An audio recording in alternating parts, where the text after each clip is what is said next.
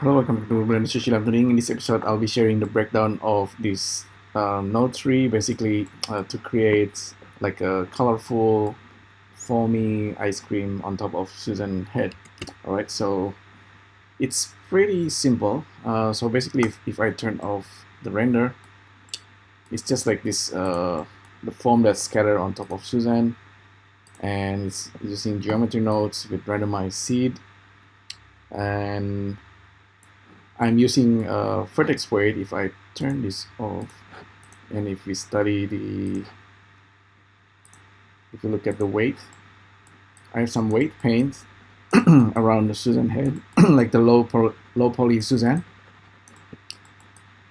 And oh yeah, it's kind of bleeding here that I need to get rid of.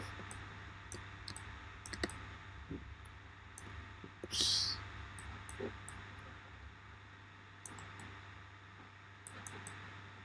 So it's the weight painting, and we also have the vertex paint. So I have this kind of like a random color on Suzanne, and this is actually being transferred into the geometry nodes. If we render it out using cycles, and it does not work currently for Eevee. So this is Eevee. It looks like, okay, it's just like subsurface scattering. But the cycles actually, if I switch to the material which I assign into the hair, the bubbles, here I'm using a new nodes called material assign, blah. So if I currently selecting Suzanne, right? If I switch to the material called blah, this is what we have. Geometry is using the vertex color into the shader, and that's why we have the color. So the color is actually from geometry nodes being transferred. It's actually from color, vertex color being transferred using attribute transfer. Currently using nearest. We can also use nearest face interpolated. One of them is a little bit harder, the other one is smoother, basically. So this is what we have. If we, okay, currently Suzanne also is getting the material. If we specify the other material here, we can get Suzanne back into silver color.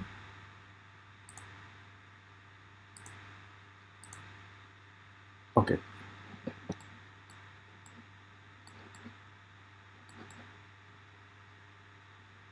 So yeah, so basically the secret is really just using attribute transfer, and I'm transferring the vertex color from the source geometry here into the geometry after I create it, and distribute some points over here. So I distribute some points, and then I use points to volume, volume to mesh. And this one will create the hair, and I simply assign the material, attribute transfer, and this will do the job. And you can see here under evaluate, under spreadsheet, the color is being transferred. So if we ever want to go back, for example, I believe we can also just make another monkey head. Let's actually do that. Subdivide it, and this time I'm gonna apply, and I will use weight painting. Let's make a hair like that. We can make some beard for Suzanne. Oh, actually don't do that, maybe just eyebrow.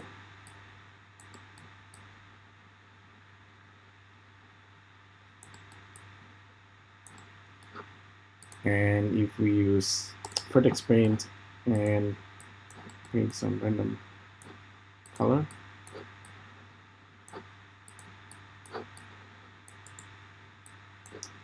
if we right click, we can actually get this color picker.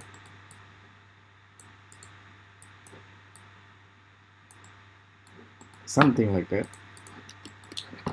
We just assign this geometry nodes. We get the color. Okay, so this is basically the functions. Yeah, there's nothing much to it. It's actually really simple. So again, it's attribute transfer doing its job. As long as you have color here and you have this group for weight painting, you can draw hair on Suzanne. Super simple and useful.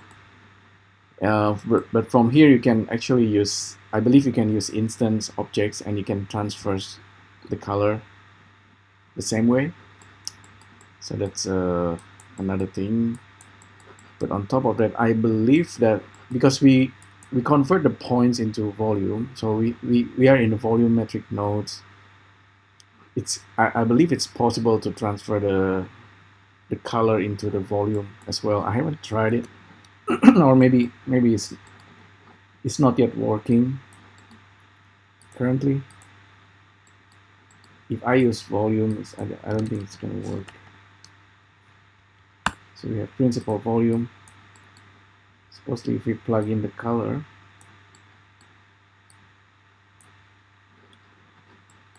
this thing needs to be a volume, so we don't need the volume to mesh.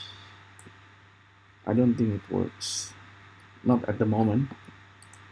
Maybe in the future version of Blender. I haven't tried it, but we might need to increase density as well.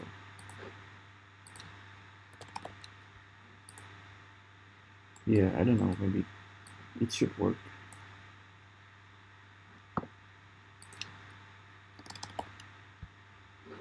Yeah, can't see any color on the volume, but maybe in the next version.